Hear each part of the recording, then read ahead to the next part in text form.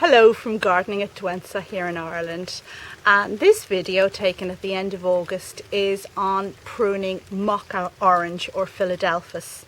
Now normally these plants would be pruned directly after flowering has stopped, but I've left it a little late. And I'm going to talk you through two types of pruning. One is the normal annual pruning that we do for this fantastic shrub. And the second is a general pruning to reduce the height of the plant if it gets too tall for the position you have it in.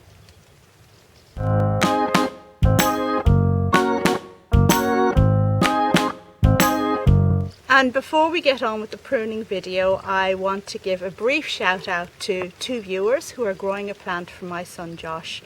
And this is part of the collaborative growing that we're doing here on this channel, Grow It for Josh. So I'm linking to a video up above that'll tell you a bit more about this if you're interested. So the first person I want to talk about today is Isabel in Köln in Germany. And Isabel is growing an air plant for my Josh. And she also has a YouTube channel, so I will link to that up above as well. And anybody who's been watching orchid videos for any length of time will recall Isabel's contribution to the, was it the 1 minute video that we all did, the collaborative video that we all did at one stage, showing off our collection in just 1 minute, because Isabel's was just that little bit quirky, and it's definitely worth checking out if you don't know it. And the second person I want to tell you about today is from Australia. It's Margaret Hill, and she's growing a no-ID Cattleya, which is really quite a beautiful plant, and you'll see both photos from both girls at the end of this video. And Margaret doesn't have an ID for this particular Cattleya, but she's called it Irish Josh, so that's really nice. Right, so time to get on with the pruning. And the first thing I'm going to show you is how to do the normal annual pruning of Philadelphus.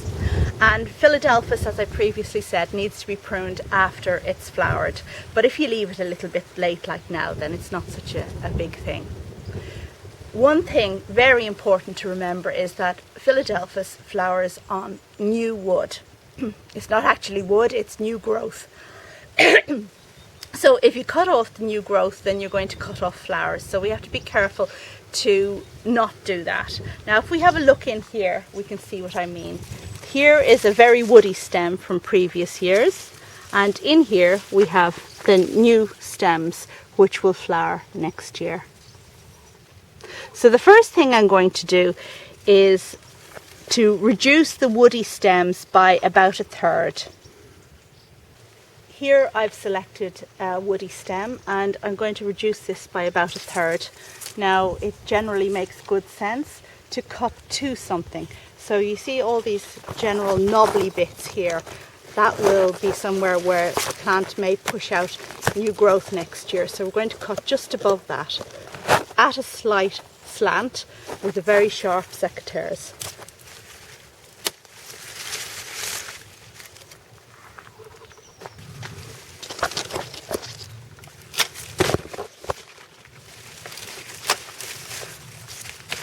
So reducing by about 1/3 the stems that have flowered this year.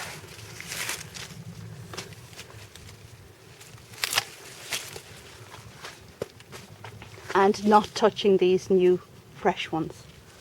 The next thing to do is to remove about 1/3 of the existing thick stems. So if we look into this dense plant here, this one here is particularly thick, and I'm going to just remove it all together right down at the base. Now, if you cut things right down at the base, they're not going to grow back again, and that's what we're going to do with this one, or as close to the base as I can get.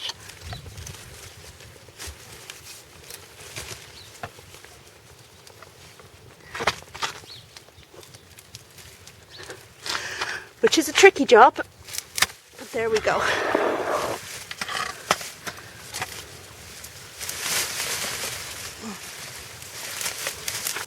By removing the oldest trunks as you go, you rejuvenate the plant, because we all want that young, fresh look from our shrubs. So the next type of pruning I'm going to talk about now is just to reduce size. And as you can see, this is a very tall hedge. I don't know what, it's about 10 foot at the moment. And I don't want that. In my opinion, if you have shrubs and trees in a garden that are very tall, it makes the whole place look very uncared for and like it's kind of gotten away on you. And I don't want that look from my garden at all, oh no. So I'm going to reduce the whole of the hedge to about 6 foot, which is the size I want it to continue at. Now obviously when I cut the new stems, I am going to cut off flowers that would come next year, but hopefully there'll be enough general flower buds on the remaining portions of the new stems to make up for that. So let's just go about that, and a loppers is very handy for that. So I suppose the height I want is maybe about here, and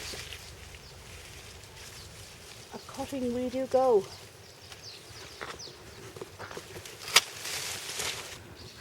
Another thing you can do is, if you come across any very wimpy stems like this that are just not very strong, just cut them out at the base, because you want more sturdy stems than that.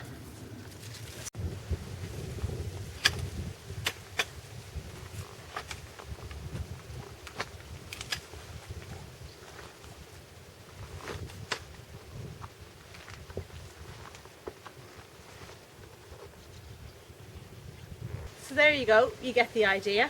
Well, I better get on with it. Thanks for watching. Bye now.